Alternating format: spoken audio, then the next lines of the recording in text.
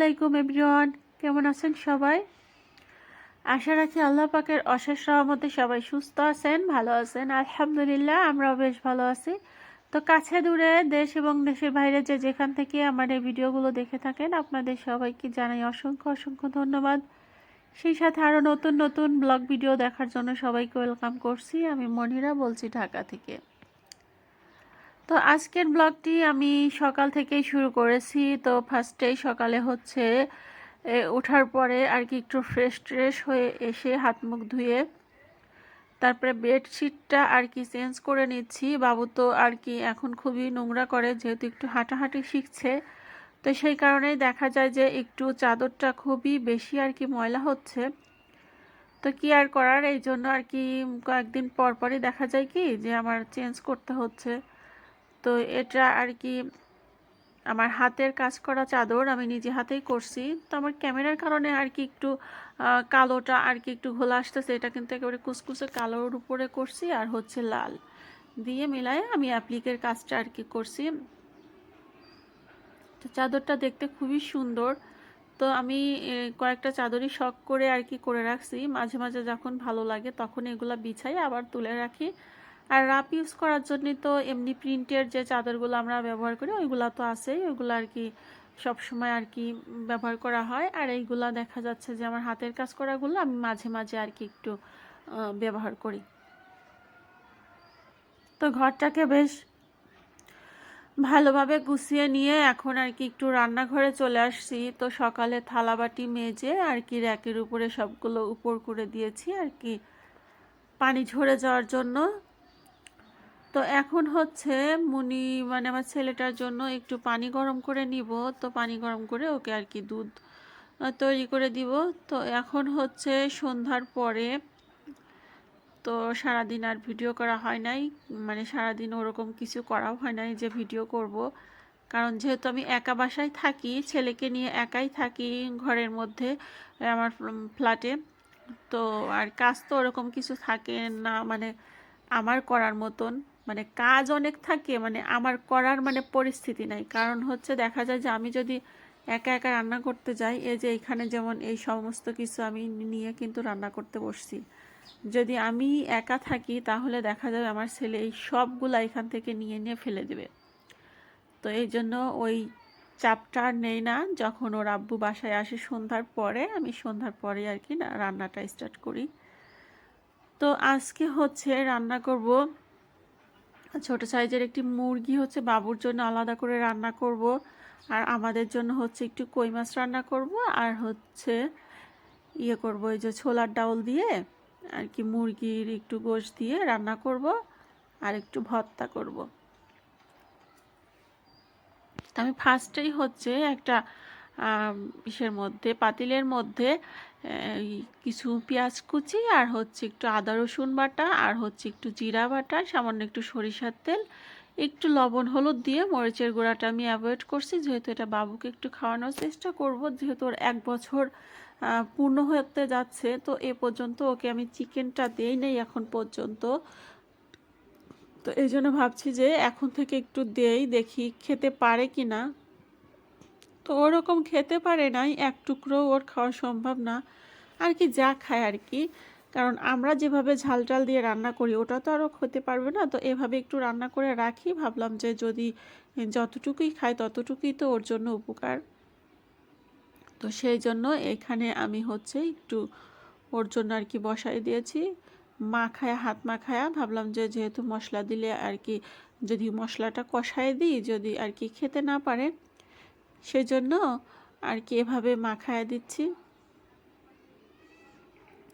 তো বাবুর রান্না গোশটা আমি পাশের চুলায় দিয়ে দিয়েছি। আর এখানে হচ্ছে আমাদের জন্য যে কই মাছটা রান্না করব, তো কই মাছগুলো আর কি এখানে ভেজে নিচ্ছি। তো এখানে কই মাছ ভাজার আর সময় আমি কই মাছগুলাকে গাগুলো আর কি একটু কাঁচায় কাঁচায় নিয়েছি, যাতে কই মাছের মধ্যে আর কি এই মশলাগুলো বেশ ভালোভাবে ঢুকে কই মাছটা খেতে যেন টেস্ট হয়।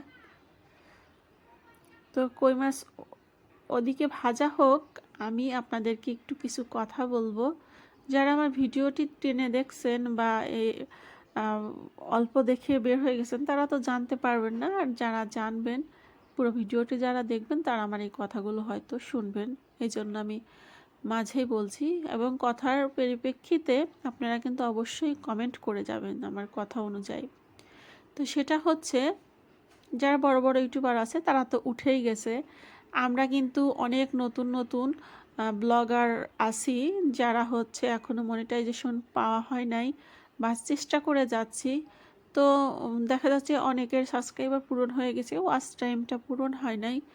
তো আমি চাচ্ছি যে কি, আমরা নতুন যারা আছি তারা সবাই যদি সবার পাশে থাকি, সবাইকে যদি একটু হেল্প করি, সবাই যদি সবাইকে মানে সাপোর্ট দিয়ে যাই, তাহলে দেখা যাবে কি যে সবাই একসাথে উঠতে পারবো। অনেকে দেখা যায় যে অনেকের ভিডিও হয়তো হিংসা করে দেখে না, আবার অনেকে দেখা যায় যে সামনে থেকে একটু দেখে, মাঝখান থেকে একটু দেখে ছোট একটা কমেন্ট করে বের হয়ে যায়। এতে দেখা যায় যে যে এই কাজগুলো করে তারা তাদের নিজের চ্যানেলেরও সমস্যা হয়, আবার যার চ্যানেলে টেনে টেনে দেখে তারও কিন্তু সমস্যা হয়। এই জন্য যার ভিডিও ভালো লাগবে পুরোটা দেখবেন, যার ভিডিও ভালো লাগবে না একটুও দেখবেন না, অ্যাভয়েড করে চলে যাবেন। কিন্তু ভিডিওর ভিতরে ক্লিক করে অল্প 2-4 সেকেন্ড দেখে বের হয়ে গেলে না, মানে আপনার ওয়াচ টাইমও কাটা যাবে, তারও কিন্তু চ্যানেলের মানে রিচটা কমে যাবে।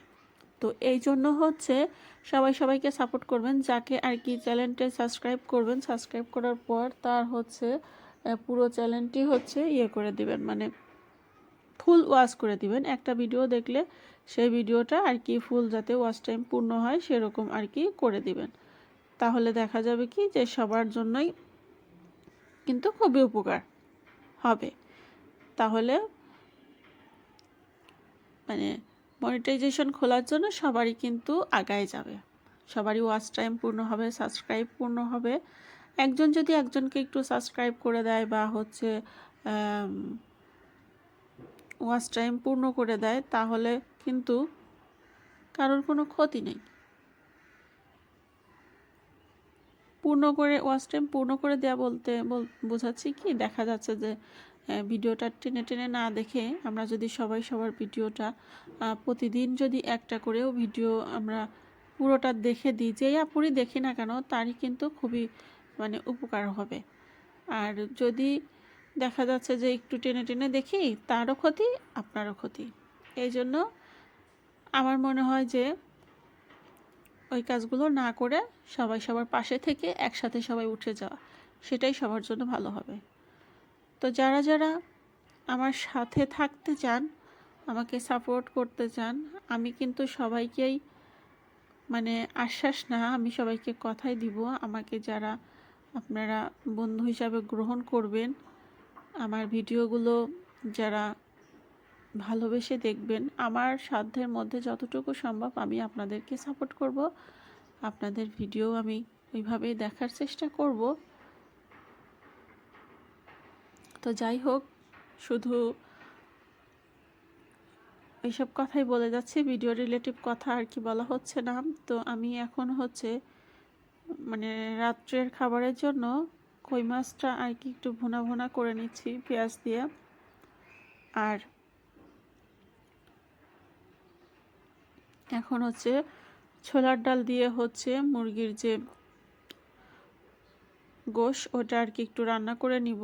তো এখানে আর কি ফার্স্টে একটু তেল গরম করে তেলের মধ্যে আর কি একটু পেঁয়াজ কুচি দিয়ে দিচ্ছি।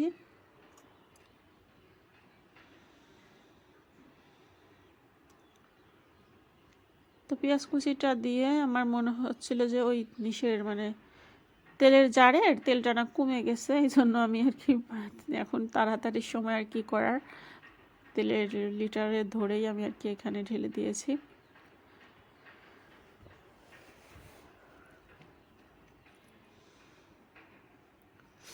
আর এখন বাকি মশলাগুলো অ্যাড করে দিলাম। এই তো মরিচের বাটা আর হচ্ছে ধনিয়া দিয়ে জিরা দিয়ে একসাথে বাটা, আদা রসুন বাটা, লবণ, হলুদ দিয়ে আর কি এটাকে আর কি কষায় নিচ্ছি।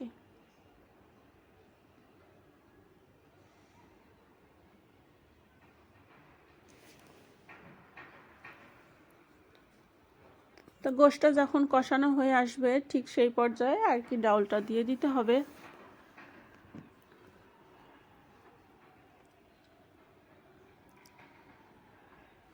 আমি ছোলার ডাউলটা এখানে আগে থেকে সিদ্ধ করে রাখছিলাম, এখন জাস্ট আর কি এই ইসের সাথে গোশগুলার সাথে কষায় দিচ্ছি। আমি ছোলার ডাউলটা এভাবেই রান্না করে থাকি, এভাবে রান্না করলে আমার কাছে খুবই ভালো লাগে। বিশেষ করে আমি এরকম এখন রান্না করছি, এখন তো কই মাছ দিয়েই আর কি খাওয়া হয়ে যাবে। আর এটা দিয়ে কিন্তু সকালে রুটি বা পরোটা কিন্তু খুবই খেতে ভালো লাগবে, যেহেতু সকালে উঠতে উঠতে একটু দেরি হয়ে যায়। আর আমি উঠার পরে না গ্যাস পাই না, গ্যাসটা আর কি চলে যায়, যেহেতু আমাদের সাপ্লাই গ্যাস। তা আর এখন কি করছি জানেন, এখন হচ্ছে আমি ভাত বসাইছি এক পাশে চুলায়। তো আমাদের খাওয়া কিন্তু দুইজনের খাওয়ার জন্য অল্প পরিমাণ, মানে এক পট, ছোট পটের যে এক পট চাউল আমরা রান্না করি, খাওয়ার পরে আরও ভাত বেঁচেই থাকে। তো এখন গরম গরম সিম ভর্তা করব। এখানে বিচিওয়ালা সিম নিয়ে আসছিলাম আমি, দেখে আমার খুবই পছন্দ হয়েছিল। আমাদের এলাকাতে এগুলো কাতিয়ালি সিম বলে, তো এগুলো আমি ঢাকাতে পাওয়ার পরে দেখেই আমি নিয়েছি ভর্তা খাওয়ার জন্য। তো আমরা এভাবেই ভর্তা খেয়ে থাকি। গরম ভাত যখন একেবারে হয়ে যায়, বসা ভাত গ্যাসের চুলায় অল্প পানি দিয়ে তার উপরে আর কি এরকম সিম দিয়ে দিই, দিয়ে আর কি বা যে কোনো সবজি দেওয়া যায়, দিয়ে খুব তাড়া সিদ্ধ হওয়ার সাথে সাথে নামাই ফেললে এরকম সবুজ কালার থাকে, খেতেও কিন্তু খুবই টেস্ট হয়। আর এই তো এখানে যে কই মাছ বোনা, তারপরে হচ্ছে সিম ভর্তা, তারপরে যে ডাউল রান্না দিয়ে আর কি রাতে খাবার আর কি দিয়ে দিয়েছি টেবিলে। তো সবাই ভালো থাকবেন, সুস্থ থাকবেন, আমাদের জন্য দোয়া করবেন। আল্লাহ হাফেজ।